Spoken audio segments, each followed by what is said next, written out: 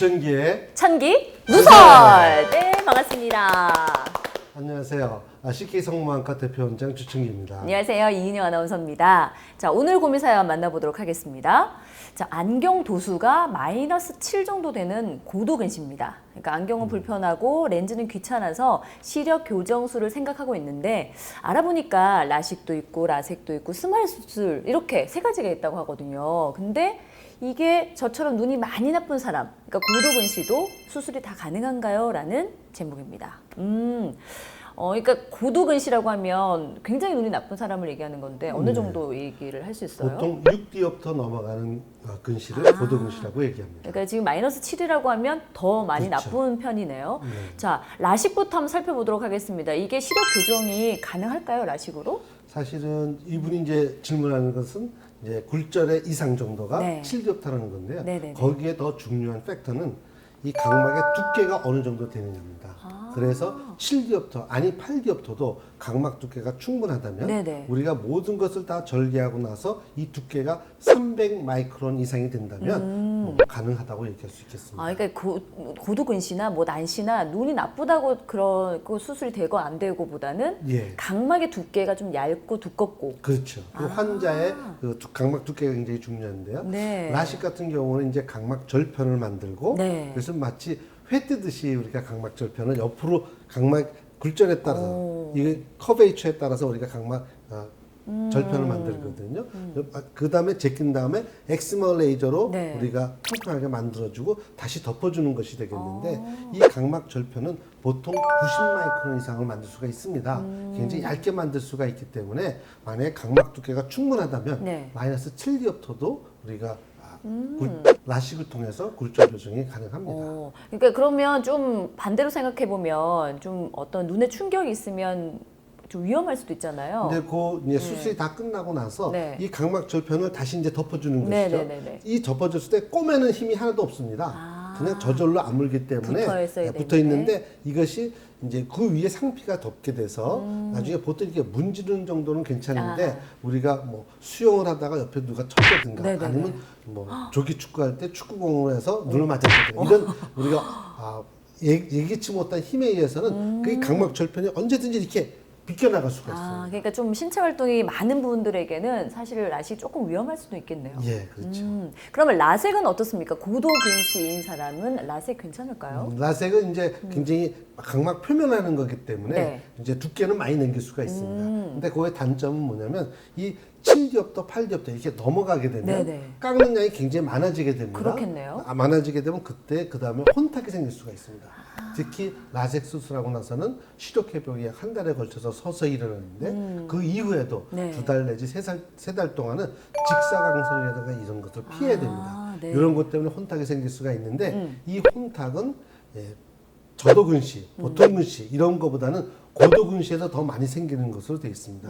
그래서 깎는 양이 많으면 많을수록 네. 이런 혼탁이 생길 위험성이 높아서 보통 약 한 8디옵터까지는 그래도 라섹이 가능하다고 하지만 그 이상 되는 근시에서는 좀 우리가 고려를 해봐야 됩니다. 네, 그러니까 관리를 잘 못하거나 이렇게 혼탁이 있을 수도 있고, 그다음에 뭐 눈부심이나 이런 것들도 조금 더 심해질 수 있겠네요. 그렇죠. 네, 주의를 좀 하셔야 될 것 같고요. 자, 그러면 라식, 라섹 알아봤거든요.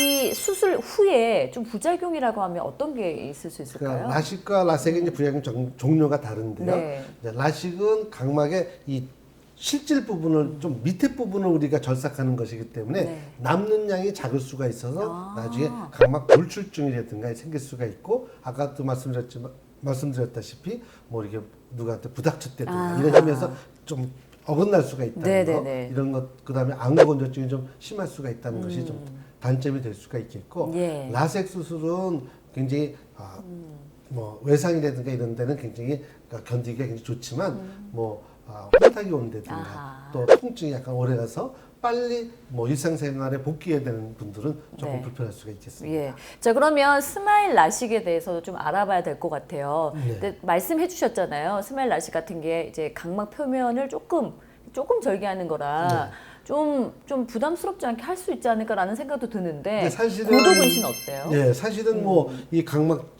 보게 되면 네. 스마일이라고 해서 절삭을 안 하는 게 아닙니다. 아하. 똑같은 양을 절삭하는데 이 메커니즘이 다르다는 거죠. 이 엑스멀 레이저를 이용한 라섹은 우리가 증발해 내듯이 각막을 깎아내는 겁니다. 네네. 거기에 비해서 스마일이라고 하는 것은 그대로 있는 상태에서 안에 속살만 베어 먹듯이 위 자르고 밑에 자르고, 물론 사용하는 레이저도 femtosecond 레이저로 다릅니다. 그래서 위 자르고 밑에 자르면서 이 절편을 만든 다음에 그것을 작은 절개창을 통해서 빼내는 것이거든요. 네네네. 네, 그래서 그런 메커니즘이 좀 다릅니다. 그러면 스마일 라식을 할 경우에는 좀 고도 근시일 경우에는 그래도 좀 부작용이나 아니면 위험성이 좀 있을 것 같다는 생각이 들거든요. 보통 이제 라식 수술과 마찬가지로 우리가 절개창 하는 부분이 각막 실질, 즉 네. 각막의 가운데 부분을 우리가 절개하기 때문에 고도 근시인 경우에는 이제 아무래도 남는 각막의 깊이가 굉장히 얇을 수가 있습니다. 그러네요. 그러나 단 우리가 이제 잘라내는 부분이 6mm에서 6.5mm 굉장히 한정돼 있고 네네. 매끈하게 생긴 칼로 위 자르고 아래 자르고 빼내는 것이기 때문에 같은 깊이의 잔여 각막이 남는다 하더라도 다른 라식보다는 스마일 라식이 조금 더 견고해서 각막 돌출증이 생기는 일이 적다, 이렇게 보고하고 있습니다. 네네, 알겠습니다. 자, 그러면 스마일 라식 모든 사람이 다 받을 수 있나요? 그렇지는 않습니다. 각막에 열상이 있거나 또 보통 다른 굴절수술과 마찬가지로 뭐 녹내장의 위험성이 있다든가 망막에 어떤 문제가 있다든가 또 나머지 각막 두께가 너무 얇아질 위험성이 있다든가 이런 분들은 굉장히 조심해야 되겠는데, 보통 이것이 굉장히 시력 회복이 빨라서 수술 받고 나서 굉장히 시력 회복이 굉장히 빠른 좋은 장점이 있는데 특히 근데 이것도 약점이 있어서 네. 난시가 굉장히 좀 심하다든가 네. 아니면 웨이브 프론트 같이 있는 각막에 불규칙 난시가 있는 경우에는 굉장히 좀 한계가 있습니다. 네. 자, 오늘 사연 주신 분이 그러니까 시력이 마이너스 7이라고 하셨잖아요. 네. 그러니까 뭐 다른 난시가 없다면 그러면 스마일 라식도 받을 수 있는 대상자가 되는 거겠네요. 예, 물론 대상자가 될 수 있고요. 그러기 위해서는 그분의 그 각막 두께, 나머지 잔여 각막이 이제 굉장히 중요하겠는데 아하. 이것은 뭐 케바케라고 얘기할 수 있습니다. 케바케 그런 단어를 아신다는 말씀입니까? 여기 유튜브인데요. 와, 맞아요. 케이스 바이 케이스. 그러니까 네. 사람이 다 다르니까 예. 이 각막의 두께라든지 반드시 점검을 꼼꼼하게 하셔야 된다. 예, 맞습니다. 멋진데요? 인싸. 자, 오늘 고도 근시는 어떤 시력 교정술을 선택하면 좋을지 장단점에 대해서 알아봤습니다. 자, 궁금증이 해결되셨다면 좋아요를 나무나무 눌러주시고요. 예, 다른 궁금증이 있다면 댓글로 남겨주시기 바랍니다. 네. 자, 쉽게 성모학과 구독하시고요. 눈 건강 챙기세요.